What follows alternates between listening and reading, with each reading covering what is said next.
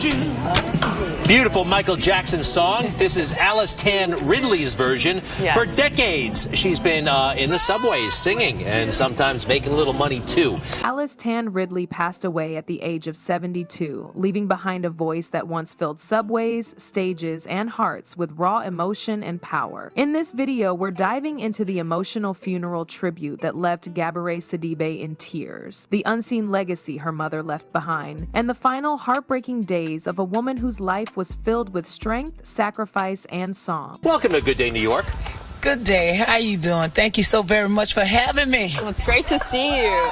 You know, you've been performing in the subways in New York City for 30 years, and you're getting ready to release your first album. That's got to be an incredible feeling. Yes, I'm 63 years old, and I've been wanting this for at least 53 years. Wow. Before she ever touched a TV screen, Alice Tan Ridley was singing not for fame, but for survival. Her voice wasn't groomed in studios or backed by producers. It was built in churches, classrooms, and subway tunnels. Alice was born in Georgia, one of 8 children, in a household where music wasn't just entertainment, it was part of life. Raised in gospel, she learned early on how to use her voice to move people. Church was her first stage, and the foundation of her sound came from hymns and soul. Those early days shaped not just her talent, but her spirit, steady, powerful, and rooted in faith. Eventually, Alice moved to New York City, where she raised her family and worked as a special education teacher. Teaching wasn't a side hustle, it was her way of providing for her kids, including daughter Gabourey Sidibe, long before Hollywood knew her name. But while Alice spent her days in the classroom, her nights often looked very different. In the bustling underground world of New York subway stations, Alice stood out. She performed in places like Herald Square and the 59th Street station, where locals started calling her the Queen of 59th Street. Her voice was undeniable. She didn't need a mic or a fancy setup, just a backing track, a corner of tile floor, and her deep, soulful sound. People on their way to work stopped, tourists turned their cameras on her, some cried, some clapped, all listened. Alice wasn't just performing songs, she was living them. Her powerful renditions of R&B and gospel standards weren't about getting discovered, they were about getting through. Singing helped her pay bills, raise kids, and hold on to herself when everything else felt heavy, and in that grind, her voice grew stronger. Grit, pain, joy, it was all there in every note she hit, but behind every note was a quiet storm and a dream that refused to die. And with me standing there singing and showing that this talent that God has given me, I have to share with people, it made them start exchanging addresses and telephone numbers. It's been a good thing. 2010 was her moment. At age 58, Alice stunned the world on America's Got Talent. Her rendition of At Last wasn't just a performance, it was a lifetime of dreams poured into one song. The crowd rose to its feet. Judges were blown away. Even people watching at home felt like they were witnessing something raw and real. Finally, Alice had a national platform. For a brief moment, everything changed. She became an overnight sensation. People were Googling her name, her subway videos went viral, and the world wanted more of the woman with the voice that felt like the truth. Record labels started calling, doors started opening. But with that attention came pressure. Deals with fine print, offers that wanted to reshape her, market her, brand her in ways that didn't feel right. Alice pushed back. She wasn't interested in becoming a product. She didn't want to play the game. She wanted to sing the way she always had, authentically, with soul and without compromise. That decision may have cost her more commercial success, but it kept her grounded. She continued performing, releasing her debut album Never Lost My Way in 2016, an album that spoke directly to her journey. The title alone said it all. She never lost who she was, even when the spotlight tried to change her. Fame came, but it didn't come easy, and for Alice, it never stayed the way it did for others. While the world focused on her daughter's rise, Alice quietly kept singing in the shadows.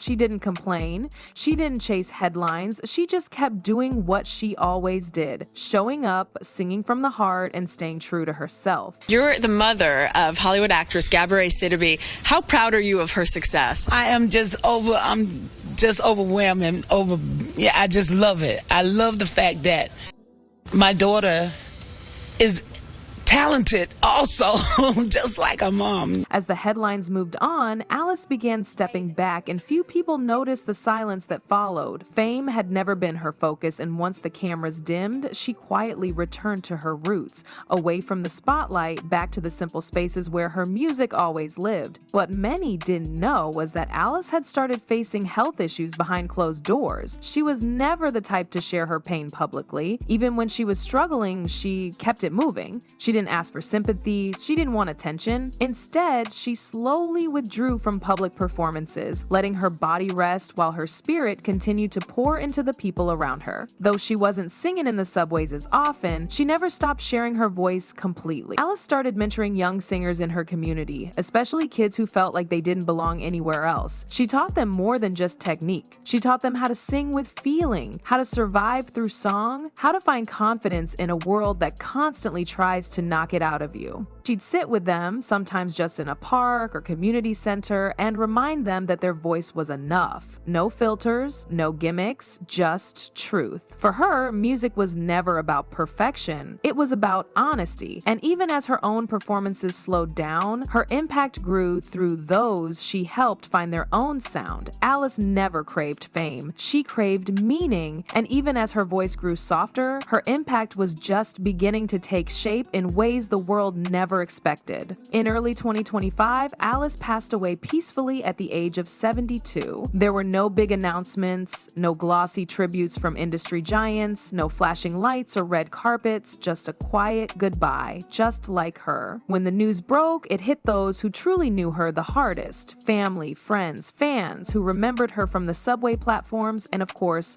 her daughter Gabourey Sidibe. Gabby was shattered. At the funeral service, she stood in front of a room filled with grief, and her voice trembled through a tribute that cut deep. She said, "She sang for strangers her whole life, but at home, she was our warrior." Gabby wasn't just mourning a parent, she was mourning her protector, her biggest cheerleader, her anchor. There wasn't a dry eye in the room. Those who knew Alice personally, and those who only knew her through her music, were united in heartbreak. The woman who had sung so many through their own pain was now gone. Outside the church, something beautiful started happening. People began leaving flowers and candles at subway stations where Alice used to sing. Her regular spot at 59th Street transformed into a makeshift shrine. Handwritten notes, old performance photos, and even buskers playing her favorite songs took over the corner. Online tributes flooded in. Fans shared videos, old subway clips, and personal stories of the moments Alice's voice had stopped them in their tracks.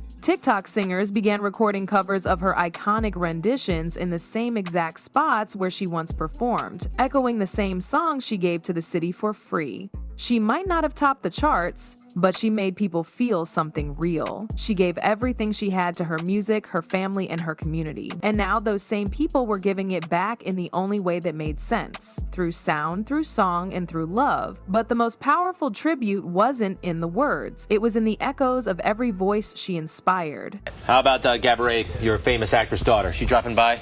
Maybe. I really hope so, because she just left town, but I hope she'll be back by the time. Alice Tan Ridley was more than just a singer. She was grounded and full of purpose. While most people remember her for the power in her voice, those who truly knew her remember what she stood for: strength, patience, and pride in where she came from. Alice was a champion for Black women. She stood firm in her identity, never trying to soften herself or become what the industry expected. Whether she was standing on a subway platform or a national TV stage, she brought her full self every time. Her journey was proof that beauty and talent don't have an expiration date, and that Black women, no matter their age, deserve to be seen, heard, and respected. She also carried the voice of every mother who had to sacrifice their own dreams for their children. When she sang, there was always that deeper layer of sleepless nights, of jobs taken just to keep the lights on, of doing what had to be done. And yet, she never let go of her voice. She used music not just to get by, but to give something real to the world. Even after the cameras stopped rolling, Alice kept creating. She left behind a small but meaningful collection of unreleased songs, rough recordings, old cassette demos, and even handwritten lyrics tucked in notebooks. It was raw, soulful, and real. She didn't just sing to be heard, she sang to feel, to connect, and that connection didn't stop with her performances. Alice mentored young artists right up until her final days. She gave her time freely, without judgment. She'd tell them to stop mimicking trends and start singing from pain, from joy, from wherever they truly lived inside. She wanted them to find their own voice, not just repeat hers. Many of those she mentored now carry her influence in how they perform, teach, and move through the world. As for Gabourey Sidibe, the impact runs even deeper. While Gabby's acting career continues to grow, she's also made it clear that she doesn't want her mother's legacy to be forgotten. There have already been quiet talks behind the scenes about putting together a posthumous project, possibly an album using Alice's old recordings and unfinished tracks. A documentary may also be in the works, something personal told from a daughter's point of view. Gabby hasn't rushed any announcements. She's taking time to grieve. But one thing is clear. She wants to honor her mother, not just as a performer, but as a woman who lived life on her own terms. If anything is released, it won't be polished for fame. It'll be honest, just like Alice. From the subways to the stars, Alice Tan Ridley's story isn't ending. It's being passed on. Alice didn't chase fame, she chased truth in her music. She gave every note meaning and made even the busiest stranger stop and feel something. In doing so, she left behind something that lasts longer than applause. She left behind a legacy. If Alice's voice ever moved you, drop a comment below. Share her story. Let her music live on. For more powerful stories like this, don't forget to subscribe and hit the bell, because some voices deserve to be heard forever.